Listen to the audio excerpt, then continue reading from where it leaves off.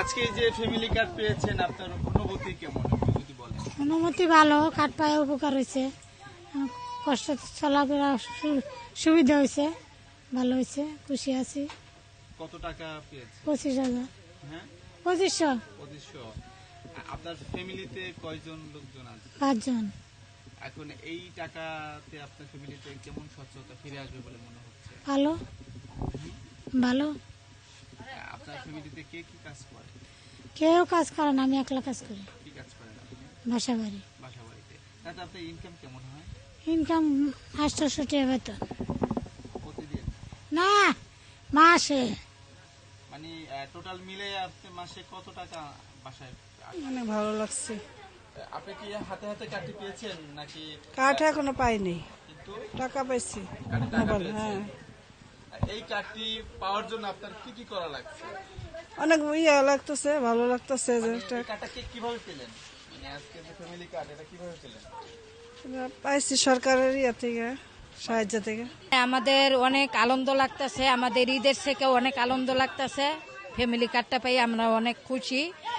আমরা কোনো সময় আমাদের মাঝে তারেক রহমানরে আমরা পাই নাই, আজকে আমাদের মাঝে তারেক রহমান পাইয়া আমরা অনেক আনন্দিত, অনেক খুশি আমরা। আমার অনুভূতি হচ্ছে ভালো হচ্ছে। আমি আইডি কার্ড জমা দিয়েছি, আর আমার মানে আইডি কার্ড ফটোকপি করেছি, পরে মানে যা যা লাগে তা মনে করেন আমি দৌড়াদৌড়ি করেছি, আর আমার বাসায় গিয়েছিল। আজকে এই ফ্যামিলি কার্ডটি পেয়েছেন, হ্যাঁ। এটা আপনার কি কি সহায়তা হতে পারে বলে আপনার মনে হচ্ছে?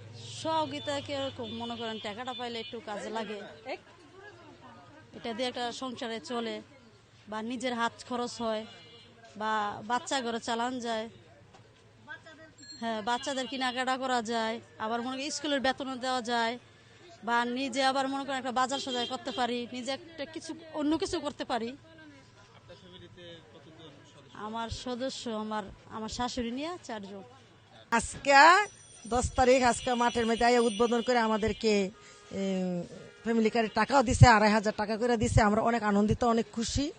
আমরা সামনে ঈদ, আমরা একটু উপকার হয়েছে, বউ ফুলাফান বাচ্চা নাই না দিলে আমরা চলতে পারবো, একটু বাজার সদা করতে পারবো না। এরকম কার্ড এই ঢাকা শহর আইসে আমি 40 বছর, এই বনানীতে আমি থাকি 40 বছর। 40 বছর ভিতরে আমি কোনো এরকম সাহায্য পাই নাই, দেখিও নাই। এটা আমার কাছে খুব একটা আনন্দময়, এর চেয়ে আনন্দ কিছু হইতে পারে না। যে কথা দিচ্ছে কথা রাখছে, কথার বরখেলাপ হয় না ইনশাল্লাহ। আর আশা করি সামনের দিকে যেসব প্রতিশ্রুতি দিচ্ছি সবই পালন হবে ইনশাল্লাহ।